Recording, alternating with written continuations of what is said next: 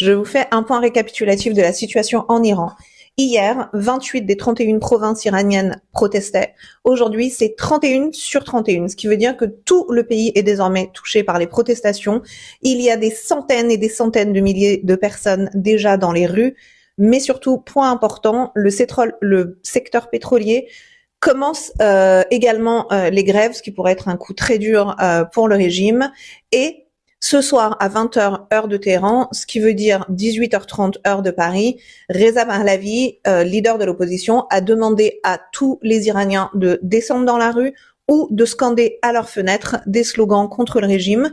On sait déjà que le régime a prévu de couper Internet afin d'isoler les Iraniens du reste du monde pour que ces images ne sortent pas. Mais son message a été très clair, même si Internet est coupé, continuez mes appels et continuez à descendre dans la rue, nous sommes avec vous. En parallèle, la répression est de plus en plus forte, on dénombre déjà plus de 40 victimes. Depuis le début des protestations, c'est déjà 108 Iraniens qui ont été pendus dans les prisons en Iran, ce qui fait une personne toutes les 2 heures, parce que comme toujours avec la République islamique, quand ils se sentent menacés, eh bien ils répriment encore plus la population pour distiller la peur et la terreur. Concernant les slogans, le slogan le plus scandé reste définitivement « Ceci est notre dernière bataille, Pahlavi va rentrer » pour désigner au monde qui est notre leader. Ensuite, nous avons « Mort à la République islamique, mort à Khamenei ». Les Iraniens préfèrent mourir plutôt que de subir encore l'humiliation. Cette année, l'année du sang, nous allons renverser Khamenei.